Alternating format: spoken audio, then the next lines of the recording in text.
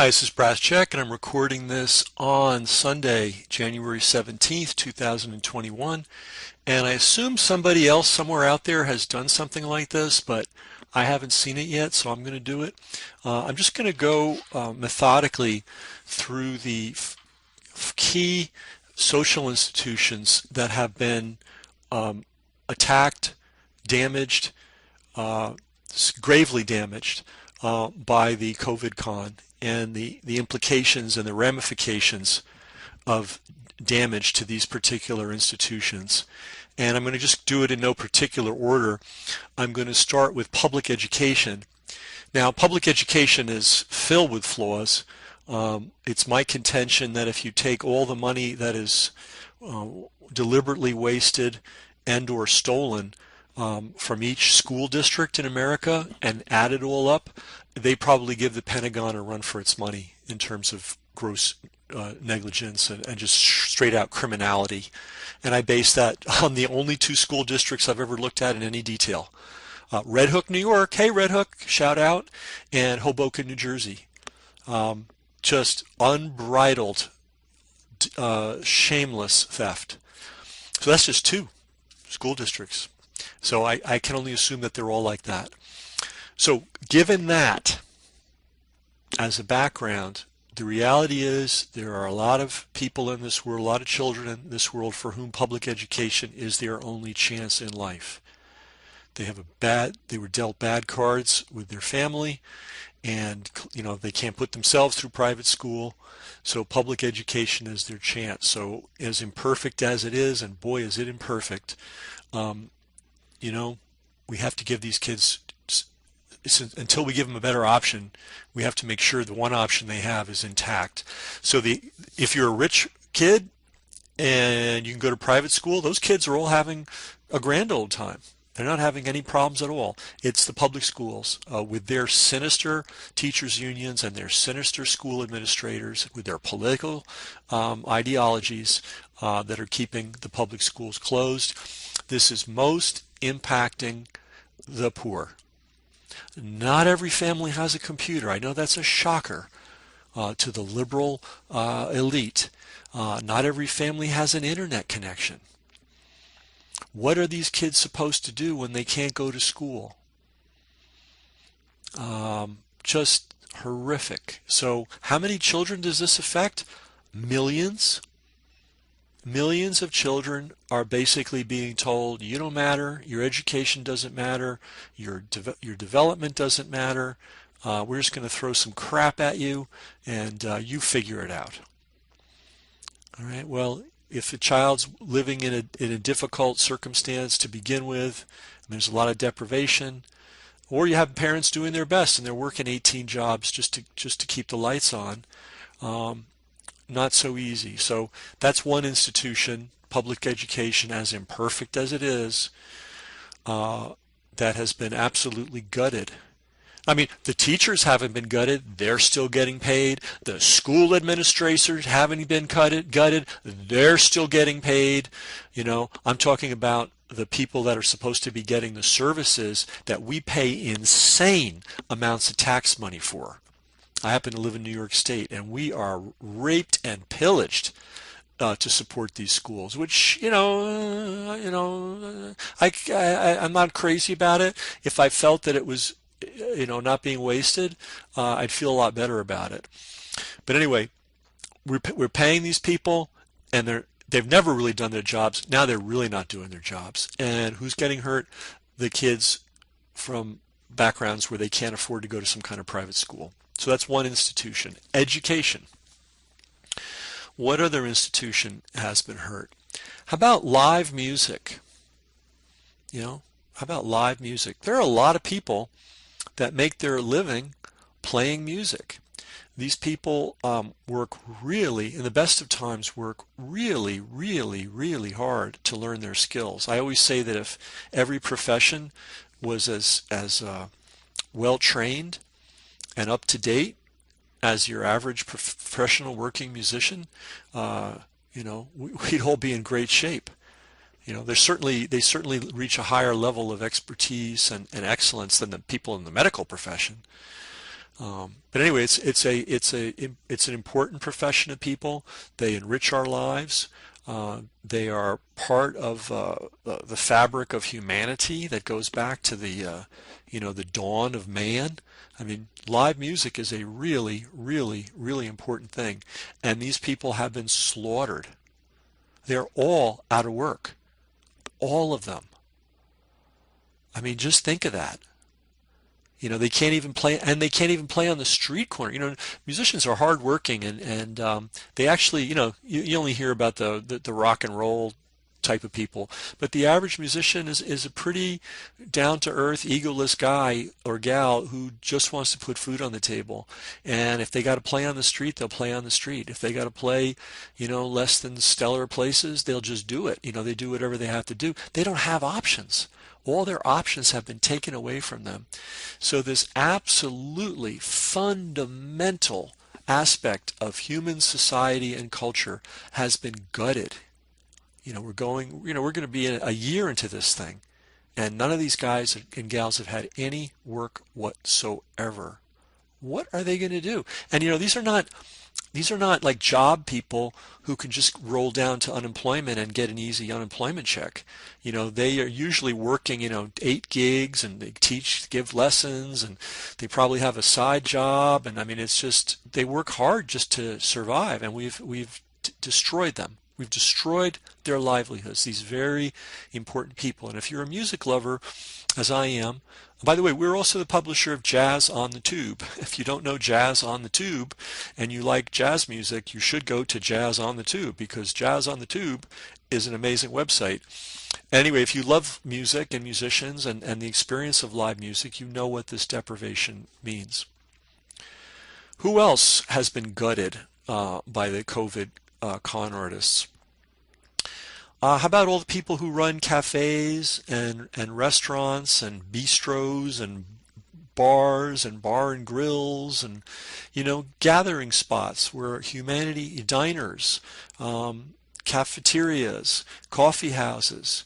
I'm not one of those people, but there are a lot of people who their day used to begin with going down to a coffee house or going to a diner or going to a cafe and regularly meeting a group of friends and just chewing the fat. That's like part and parcel of their daily existence.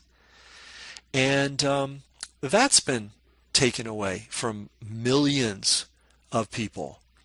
A major, major disruption, psychological, emotional, social, horrific, really, for people that did that. That was something important to them. That's a big, big loss, and that's just the patrons. What about the owners? In some ways, that industry is sort of the last bastion of independent Americans. I mean, you have contractors, electricians and roofers and plumbers and the other salt of the earth type of people. They're doing okay. So in my area, they're doing extremely well because a lot, we're in the countryside outside of New York, so a lot of people are flooding, and so those guys are okay, which is good. But the other place where people go who don't want a corporate job, who don't want to work for the government, who don't want to be in prison, or don't want to be in the military, don't want to be part of one of these systems, but want to make an honest, decent living. The hospitality, restaurant, cafe, bar, coffee house, coffee shop, whatever industry has been really important. I've said this a lot, and I'll say it again. For many, many people, it's their only chance for a job. Maybe they don't have a great education, or maybe they need super flexible hours. Maybe their English isn't very good and all they can do is wash dishes. So it's been a place for a lot of people where it's their only chance for a job. For a lot of people, it's their first chance for a job. That's the first place I worked as a 14-year-old, washing dishes, bussing, and doing the cleanup at the end of the night for $1.25 an hour. But you know what? It was great. I learned how to work. I learned what it means to be out there in the world actually getting stuff done. That was my first chance to work, outside my home. It was very important education for me. That educational thing is gone. And the money was important too. $1.25 went a long way in 1973. Um, so it's the only chance some people have for a job. It's the first chance people have for some people have for a job, and sometimes it's the last chance people have. A lot of people, they've been in prison, or they haven't had a work environment. They haven't been in a work environment for a long time, and it's not like our society is rich with jobs. In fact, it's going in the opposite direction. So the restaurant industry in general, very important employer, employed 1 out of 10 Americans. And now, of course, the chains are doing fine. They got their billions of dollars from the bailout, and they'll be able to borrow money from Wall Street. And when all this smooths out, they're going to be doing business in a gutted competitive environment. Half the independent restaurants will be gone. So this is just it's a little inconvenience for the big chains, but it's basically a payday for them. Big payday.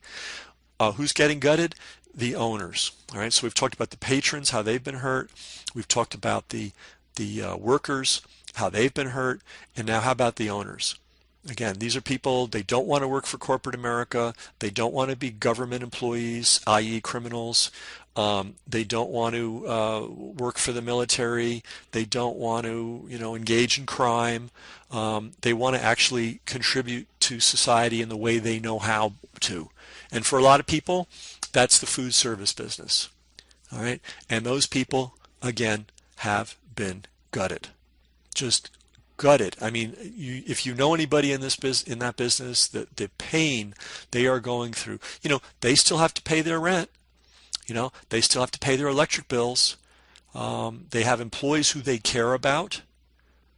They want to retain them. Good employees are hard to find. And what are they going to do? What are they supposed to do? So we've got our schools, we have our live musicians, we have our dining out people, and then our churches and temples and whatever else people do. Closed. This one amazes me. There a few pastors have spoken up. But most are right in lockstep.